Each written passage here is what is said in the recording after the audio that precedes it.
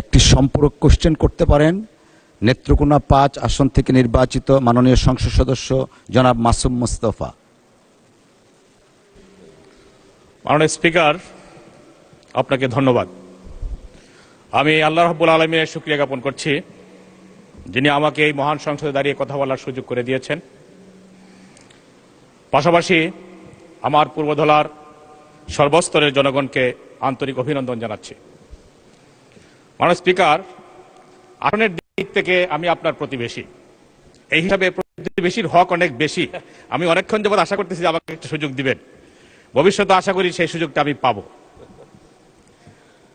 মাননীয় স্পিকার, আমাদের যুব সমাজ এবং ছাত্র সমাজকে মোবাইল আসক্তি এবং মাদকাসক্তি থেকে রক্ষা করার জন্য খেলাধুলার প্রতি খেলাধুলার জন্য তাদেরকে স্টেডিয়ামের প্রয়োজন।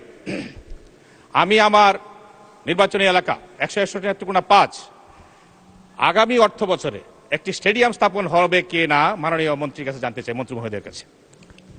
ধন্যবাদ আপনাকে। ধন্যবাদ মাননীয় সদস্য। মাননীয় প্রতিমন্ত্রী মহোদয়। আমরা আসলে স্টেডিয়াম না, অবকাঠামোকে বেশি গুরুত্ব দিচ্ছি না মাননীয় স্পিকার।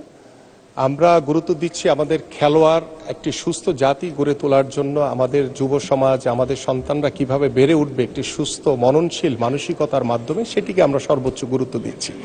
সো যেহেতু আমাদের 495টি উপজেলায় মাননীয় স্পিকার আমাদের মিনি স্টেডিয়ামের যে পরিকল্পনা এবং কিছু কার্যক্রম আমাদের চলমান রয়েছে, সো আমরা যেটি করছি আমাদের 64টি জেলায় আমরা পর্যায়ক্রমে স্পোর্টস ভিলেজ তৈরি করব। সেখানে ইনডোর সুবিধা সম্পন্ন বিভিন্ন পর্যায়ের আমাদের যে ইনডোর ফ্যাসিলিটিস, যে ইনডোর গেমসগুলো রয়েছে সেখানে তারা খেলতে পারবে। সো আমরা প্রথম অর্থ বছরে আমাদের যেটি পরিকল্পনা রয়েছে সেটি আমরা 10টি, আমাদের যেহেতু বিভাগ রয়েছে 8টি, পাশাপাশি আমরা কুমিল্লা এবং ফরিদপুরকে সাথে রেখে আমরা 10টি স্পোর্টস ভিলেজ আমরা ইনশাল্লাহ প্রথম পর্যায়ে শুরু করব।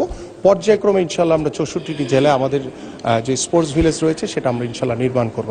ধন্যবাদ মাননীয়